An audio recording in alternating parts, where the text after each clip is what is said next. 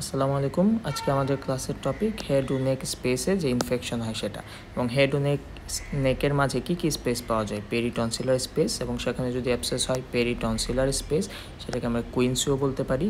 আবার রিট্রোফেরেঞ্জিয়াল স্পেসে যদি অ্যাবসেস হয় রিট্রোফেরেঞ্জিয়াল অ্যাবসেস, সেটা আবার অ্যাকিউট ক্রনিক দুটা ভাগে ভাগ করেছে। এবং প্যারোটিড স্পেসে অ্যাবসেস হলে প্যারোটিড স্পেস, এবং এই তিনটা সাবলিঙ্গুয়াল, ম্যান্ডিবুলার, মেন্টাল স্পেস নিয়ে লোডিক্স অ্যানজাইনা। আজকে আমরা দুইটা অ্যাবসেস নিয়ে পড়বো, একটা হচ্ছে পেরিটনসিলার অ্যাবসেস এবং রিট্রোফেরেঞ্জিয়াল অ্যাবসেস। প্রথমে আমরা শুরু করছি পেরিটনসিলার অ্যাবসেস। পেরিটনসিলার মানে টনসিলের চারপাশে যে একটা স্পেস আছে সেটাতে যে অ্যাবসেস। এই যে এটা হচ্ছে টনসিল, এই যে এটা হচ্ছে টনসিল, এটা টনসিল, এটা হচ্ছে টাং, এটা উভোলা, এটা হচ্ছে টনসিলের স্ট্রাকচার। এবং আমরা যদি আরও জুম করে দেখি, এটা হচ্ছে এই টনসিলের পাশে কাভারিংস থাকে একটা ক্যাপসুল, এবং এর মাঝে ইউলো কিছু একটা স্পেস আছে, এটাকেই বলে পেরিটনসিলার স্পেস, এবং এর পিছনে থাকে superior constrictor muscle. That means peritonsillar স্পেসটা হচ্ছে ক্যাপসুল, এবং সুপিরিয়র কনস্ট্রিক্টর মাসেলের যে স্পেসটা আছে ইয়েলো কালার, এটাই হচ্ছে পেরিটনসিলার স্পেস। এই স্পেসে যখন পাস ফর্মেশন হবে তখনই আমরা বলতেছি পেরিটনসিলার অ্যাবসেস। এবং পেরিটনসিলার অ্যাবসেস কেন হয়? এই যে ক্রিপসগুলো আছে টনসিলে, কিছু এরকম ক্রিপস থাকে, এই ক্রিপস যদি সামহাও ক্লোজ হয়, সিল্ড অফ হয়, তখন এটাতে ইনফেকশন হয়, এখানে অ্যাবসেস হয়। এই অ্যাবসেসটা যদি ব্রাস্ট হয়ে এটা ক্যাপসুলকে পেয়ার্স করে সে হচ্ছে পেরিটনসিলার স্পেসে চলে যাবে ইনফেকশনটা, এবং সেখানে গিয়ে অ্যাবসেস ফর্মেশন করলে সেটাকে আমরা বলি peritonsillar abscess.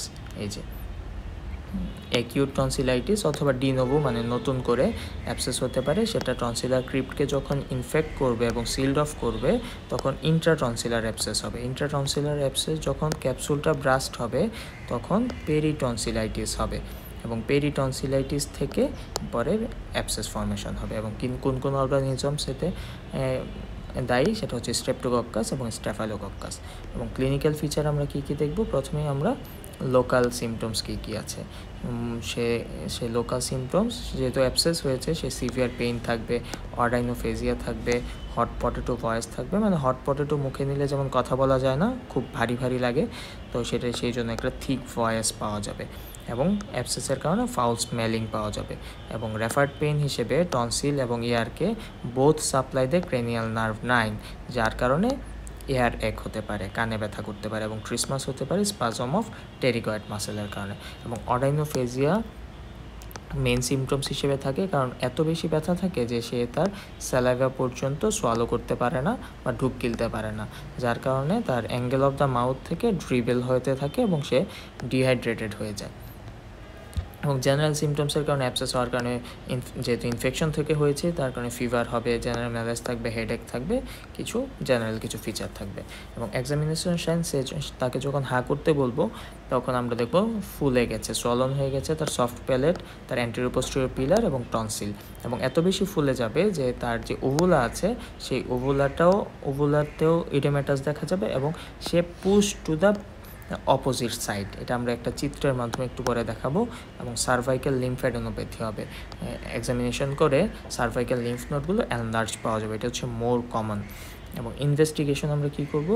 Contrast enhanced CT scan অথবা এমআরআই করব, এবং অ্যাবসেস অ্যাসপাইরেশন করে কালচার অ্যান্ড সেন্সিটিভিটি টেস্ট করব। এবং ট্রিটমেন্ট কী আছে? কনজারভেটিভ ট্রিটমেন্ট এবং সার্জিক্যাল ট্রিটমেন্ট। সিমটমস আমরা আগেই বলেছি, সে যেহেতু ফ্লুইড খেতে পারে না, যার কারণে সে ডিহাইড্রেটেড থাকবে, যার কারণে আইভি ফ্লুইড দিব, এবং যেহেতু ইনফেকশন হয়েছে অ্যান্টিবায়োটিক্স দিব, এবং পেইন আছে অ্যানালজেসিক্স দিব, প্যারাসিটামল দিতে পারি, প্যাথিডিন দিতে পারি, যদি তার ব্যথা খুব বেশি থাকে তখন প্যাথিডিন দিব, এবং ওরাল হাইজিন মেনটেন করব, যেহেতু ফাউল স্মেলিং থাকে ওরাল হাইজিন মেনটেন করব। এবং সার্জিক্যাল ট্রিটমেন্টের ক্ষেত্রে আমরা 3টা স্টেপস ফলো করতে পারি: incision and drainage, interval tonsillectomy and hot tonsillectomy. Interval tonsillectomy হচ্ছে আমরা যখন অ্যাবসেস ফর্মেশন হয় তার থেকে 4-6 সপ্তাহ পরে আমরা টনসিলেক্টমি করে থাকি। এবং ইনসিশন ড্রেনেজের ক্ষেত্রে 2টো লাইন বরাবর ইনসিশন দেওয়া যায়, একটা হচ্ছে অ্যান্টেরিয়র লাইন বরাবর, আর একটা হচ্ছে ওভুলার যে বেসটা আছে সেই বেস বরাবর একটা ইনসিশন দেওয়া যায়। এই যে আমরা একটু আগে বলেছিলাম যে অ্যাবসেসটা এতই বেশি বড় হয়ে যায় যে সে ওভুলাকে অপোজিট সাইডে পুশড ব্যাক করে, এটা হচ্ছে টাং, এটা হচ্ছে অ্যাবসেস, এবং এটা হচ্ছে ওভুলা। এই যে ভিতরে হয়তো টনসিল আছে, এটা হচ্ছে পেরিটনসিলার অ্যাবসেস। এবং কমপ্লিকেশনস কী অ্যারাইজ করতে পারে, যেহেতু এটা হচ্ছে একটা স্পেস, পেরিটনসিলার স্পেস, এই স্পেস থেকে আরেকটা স্পেসে যেতে পারে, প্যারাফেরেঞ্জিয়াল স্পেসে, সেখানে গিয়ে অ্যাবসেস ফর্মেশন করে, প্যারাফেরেঞ্জিয়াল অ্যাবসেস, এবং লাংয়েও যেতে পারে, লাং অ্যাবসেস করতে পারে, এবং লেরিংসে ইডিমা করতে পারে, এবং এটা যদি খুব বেশি অবস্ট্রাক্ট করে ফেলে তখন ট্রাকিওস্টমি করা লাগতে পারে, এবং সেপ্টিসেমিয়া হতে পারে, হেমোরেজ হতে পারে ক্যারোটিড আর্টারি থেকে। পেরিটনসিলার স্পেস শেষ হয়েছে। এখন আমরা বলবো রিট্রোফ্যারেঞ্জিয়াল স্পেস নিয়ে। রিট্রোফ্যারেঞ্জিয়াল স্পেসটা আসলে কোথায় থাকে, এখানে আমরা দুটো চিত্রই দেখাতে পারবো। যেমন এই যে এটা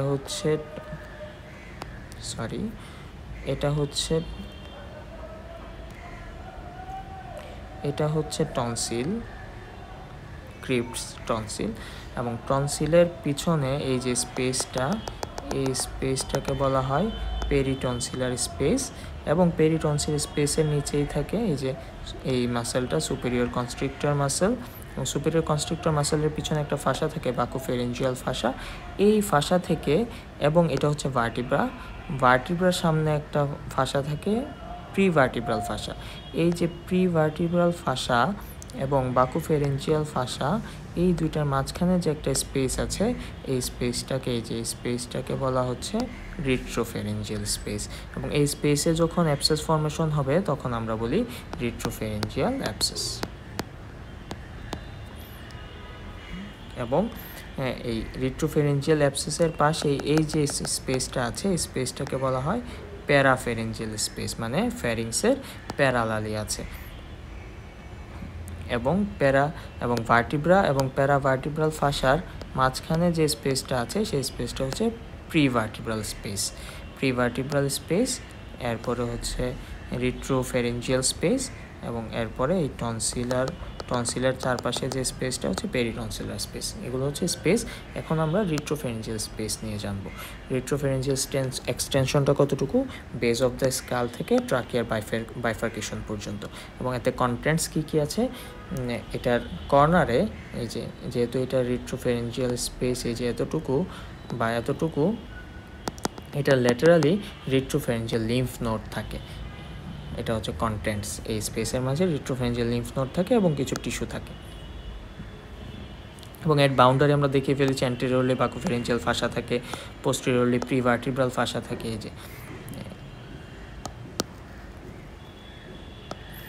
এই যে অ্যান্টেরিয়রলি বাকুফেরেঞ্জিয়াল ফাসা থাকে এবং পোস্টেরিয়রলি প্রিভার্টিব্রাল ফাসা থাকে। এই মাঝখানে এটাকেই বলা হচ্ছে রিট্রোফেরেঞ্জিয়াল স্পেস। এবং মিডিয়ালি সেন্ট্রাল অ্যাডহেশন থাকে, এটা দুইটা ভাগে ভাগ থাকে, যার কারণে মিডিয়ালি সেন্ট্রাল অ্যাডহেশন, এবং ল্যাটারালি ক্যারোটিড শীট থাকে, যে বরাবর ক্যারোটিডের একটা শীট থাকে, ক্যারোটিড শীট। এবং টাইপস কী আছে, রিট্রোফেরেঞ্জিয়াল স্পেস অ্যাকিউট হতে পারে, ক্রনিক হতে পারে। এখন আমরা অ্যাকিউট রিট্রোফেরেঞ্জিয়াল স্পেস নিয়ে জানবো। অ্যাকিউট রিট্রোফেরেঞ্জিয়াল স্পেসটা কেন হয়, সেটা হচ্ছে চিলড্রেনের ক্ষেত্রে হতে পারে। এই যে আমরা বলেছিলাম যে রিট্রোফেরেঞ্জিয়াল স্পেসে লিম্ফ নোড থাকে, রিট্রোফেরেঞ্জিয়াল লিম্ফ নোড। এই লিম্ফ নোডে যখন ইনফেকশন হয়, ইনফেকশন থেকে অ্যাবসেস হয়, সেই অ্যাবসেসটা পরে রিট্রোফেরেঞ্জিয়াল স্পেসে ছড়িয়ে পড়ে, এবং এই লিম্ফ নোডের ইনফেকশনটা আবার নেজোফেরিংস বা এডিনয়েড থেকে আসতে পারে। এবং অ্যাডাল্টের ক্ষেত্রে পেনিট্রেটিং ইনজুরি যদি লোয়ার ইসোফেগাস বা পোস্টেরিয়র ইসোফেরেঞ্জিয়াল ওয়ালে হয়, তখন রিট্রোফেরেঞ্জিয়াল স্পেস অ্যাবসেস হতে পারে। এবং ক্লিনিক্যাল ফিচার কী আছে, যেহেতু অ্যাবসেস, এবং সেটা যদি ব্লক করে ফেলে খুব বড় হয়ে, এয়ার পেসেসকেও ব্লক করতে পারে, ফুড পেসেসকেও ব্লক করতে পারে। এয়ার পেসেসকে ব্লক করলে ডিফিকাল্টি ইন ব্রিদিং, এবং ফুড পেসেসকে ব্লক করলে ডিসফেজিয়া দেখা যাবে। এবং যেহেতু এটা একটা ব্লক করে ফেললো, স্ট্রাইডর এবং ক্রুপি একটা কাফ সাউন্ড শোনা যাবে, এবং টর্টিকোলিস মানে নেক স্টিফ হয়ে যাবে, এবং হেড এক পাশে এক্সটেনশন মানে হেডটা এক পাশে উঁচু করে রাখবে, এবং হাই গ্রেড ফিভার থাকবে। এবং সায়েন্সের ক্ষেত্রে পোস্টেরিয়র ফেরেঞ্জিয়াল ওয়ালে বালস থাকবে, একটা এডেমাটাস থাকবে। ইনভেস্টিগেশনসের এক্সরেটা আমি একটু দেখাই। এটা হচ্ছে রিট্রোফেরেঞ্জিয়াল অ্যাবসেসের একটা এক্সরে, এবং এই এক্সরে দেখা যাচ্ছে এই যে রিট্রোফেরেঞ্জিয়াল যে স্পেসটা আছে, স্পেসটা অনেক বেশি ফুলে আছে। তো এটাই হচ্ছে রিট্রোফেরেঞ্জিয়াল স্পেসটা খুব বেশি ফুলে থাকবে, এটার ভিতরে কিছু গ্যাস শ্যাডো থাকবে। তো এক্সরে নেক ল্যাটারাল ভিউয়ের ফাইন্ডিংস কী কী থাকবে? প্রিভার্টিভাল যে শ্যাডো এটা খুবই ওয়াইড থাকবে, প্রেজেন্স অফ গ্যাস থাকবে এবং এয়ার ফ্লুইড লেভেল বা ফ্লুইড লেভেল পাওয়া যেতে পারে। এবং ট্রিটমেন্ট কি, যেহেতু এটা অ্যাবসেস, ঠিক আগের মতোই ইনসিশন ড্রেনেজ করব, অ্যান্টিবায়োটিক্স দিব, সাথে পেইন কিলার দিব এবং যদি প্রয়োজন হয় ট্রাকিওস্টমি করব।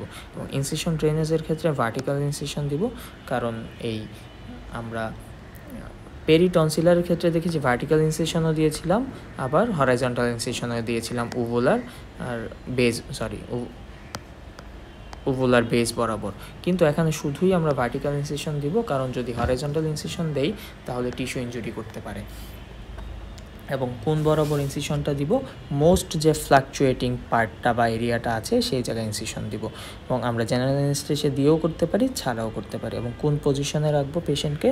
Supine position with head low position, কারণ হেড লো পজিশন না করলে পরে অ্যাসপাইরেশন হয়ে যেতে পারে লাঙের মধ্যে। এবং অ্যান্টিবায়োটিক দিব, ট্রাকিওস্টমি দিব। এবং কমপ্লিকেশনস কী কী হতে পারে? এডিমা অফ দ্য ল্যারিংস হতে পারে এবং অ্যাবসেস রাপচার হয়ে যেতে পারে। অ্যাবসেস যদি রাপচার হয় তাহলে পালমোনারি অ্যাসপিরেশন হতে পারে, হেমোরেজ হতে পারে। এখন আমরা অ্যাকিউট রিট্রোফ্যারেঞ্জিয়াল অ্যাবসেস শেষ হয়েছে, এখন আমরা আলোচনা করব ক্রনিক রিট্রোফ্যারেঞ্জিয়াল অ্যাবসেস নিয়ে, এটার এটিওলজি বা কেন হয় ক্রনিক রিট্রোফ্যারেঞ্জিয়াল অ্যাবসেস। আমরা রিট্রোফ্যারেঞ্জিয়াল স্পেসে পড়েছিলাম যে রিট্রোফ্যারেঞ্জিয়াল লিম্ফ নোড থাকে। এই লিম্ফ নোডে যখন ইনফেকশন হয় তখন সেটা থেকে ক্রনিক অ্যাবসেস হতে পারে। এবং এই ক্রনিক অ্যাবসেসটা মূলত টিউবারকুলাস ইনফেকশনের কারণে হতে পারে, অথবা লিম্ফ নোড থেকে স্পেসে অ্যাবসেস করতে পারে, অথবা সার্ভাইকাল স্পাইনে টিবি যদি থাকে সেখান থেকে আসতে পারে। এবং সাইড কী আছে? Prevertebral space. এবং ক্লিনিক্যাল ফিচার সোর থ্রোট থাকবে, ডিসফেজিয়া থাকবে এবং সাইন কি? Palpable cervical lymph node. Cervical lymph node পালপেশনটা খুব ইম্পর্ট্যান্ট। এবং ইনভেস্টিগেশনের ক্ষেত্রে এক্সরে ঠিক আগের মতোই, সবগুলো কাছাকাছি স্ট্রাকচার এবং একই রোগ, যেহেতু অ্যাবসেস সেহেতু ইনভেস্টিগেশন ট্রিটমেন্ট ফর্মুলা সবই একই ধাঁচে। এক্সরে ডায়াগনস্টিক ফর্ম এবং ট্রিটমেন্ট ইনসিশন অ্যান্ড ড্রেনেজ দিব, অ্যান্টিবায়োটিক্স দিব, যেহেতু এটা টিউবারকুলাসের কারণে হয় ক্রনিকটা, তো যার কারণে অ্যান্টিটিবি ট্রিটমেন্ট ফুল রেজিমেন্ট ফলো করতে বলবো। এবং যেহেতু সার্ভাইকাল স্পাইন, এই যে এটিওলজির মধ্যে সার্ভাইকাল স্পাইনের কারণেও হতে পারে, যার কারণে অপারেশন করার সময় বা ইনসিশন ড্রেনেজ দেওয়ার সময় অর্থোপেডিক স্পাইন সার্জনের একটা পরামর্শ নিতে হবে। এটাই হচ্ছে ওভারঅল টনসিল এবং পেরিটনসিলার যে অ্যাবসেসের আলোচনা। Thank you.